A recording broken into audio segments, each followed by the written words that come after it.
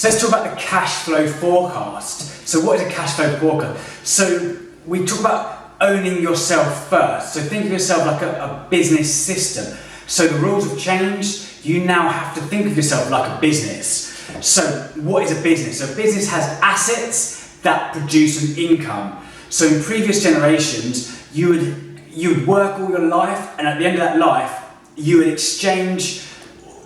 pay into your company pension, and you'd go with a bag of cash. You would exchange that bag of cash for an income to pay for your retirement.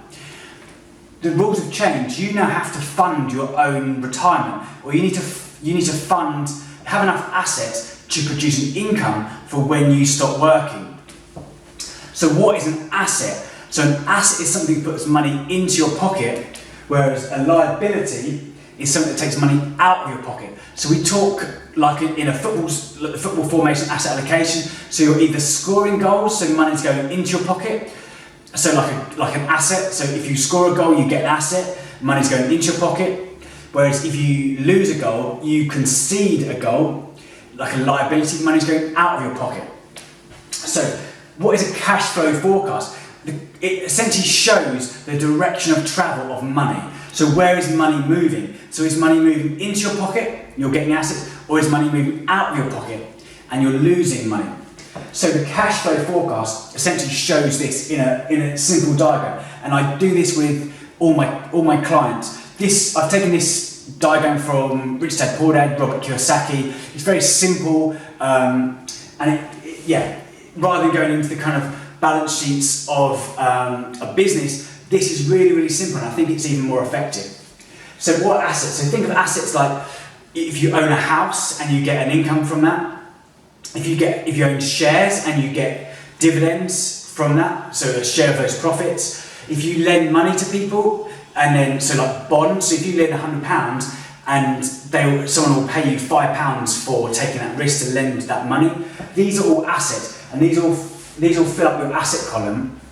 Then, so what are liabilities? So liability is like a mortgage. Even though when you've finished, you need to borrow money to pay for that house. During that time, you need to pay a mortgage, and every time you're paying that mortgage, money's going out of your pocket. Until you've paid off that mortgage, it's not necessarily an asset. So if money's going out of your pocket, you're paying that mortgage, that's considered a liability. So other things like a car loan is a liability. So if you borrow money to pay for a car, every month money's going out of your pocket. Unless you're using that car, you can do things, clever technology today, you can even lease that car, or you can get someone to drive that car around on Uber. Unless money's going into your pocket each month, that's a liability. So a credit card bill, if you're using money and on a credit card and money's going out of your pocket, that's a liability. So the key thing to remember is income follows assets. So you need to build up enough assets to pay an income for when you stop working. So what is an income? So it can be your job, for instance. So there's nothing wrong with working 9 to 5. You go and provide a job, you do a service or build goods, for instance. Then your employer will pay you for your time, and you'll get a job for your income. That comes as income.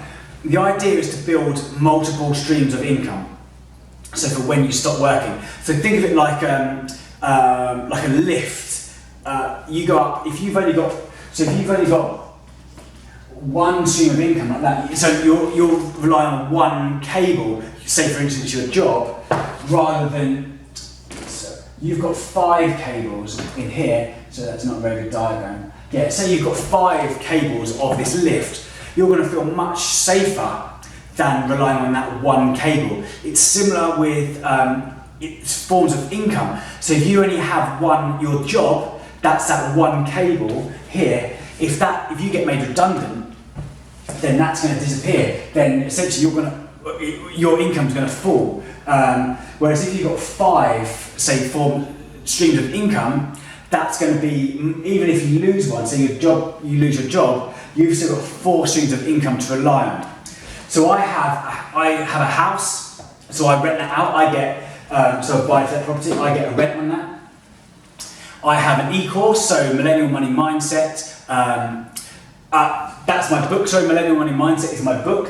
So people go and buy that on Amazon, and I get an income from that. I don't need to do anything other than promote it, and that's an income. I also have an e-course, so this will be part of an e-course. I also have football formation asset allocation. So that's the 5-step method to money mindset. So that's on Udemy. So I have an asset, and I get paid every month by the number of people that do that course. If I wanted to, I could go and be a financial advisor and exchange my time, have a job as well, and that would be an income. I have a business, so the idea is to build a business asset and either sell that or to get an income from that.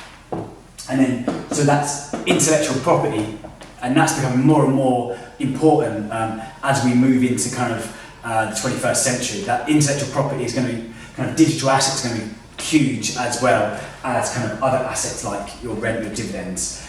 So we've covered assets, we've covered liability, so income and expenses, your day-to-day expenses. So your food, if you're renting a place, your rent, entertainment, all this is expenses. And if you have, so your cash flow is a direction of travel of your money. So if you have more liabilities, these are going to go into your expenses. So you're going to have to pay your mortgage or car loan from these expenses. So this is just a real kind of simple way to explain your cash flow forecast, and it's your way the cash is moving. So your asset, your liability, your income, and your expenses. And there's a template that we do with all my clients. It's really helpful to understand, kind of to forecast where you're going to be in 10, 20 years time with how many assets you have, how many liabilities you have, your income and your expenses.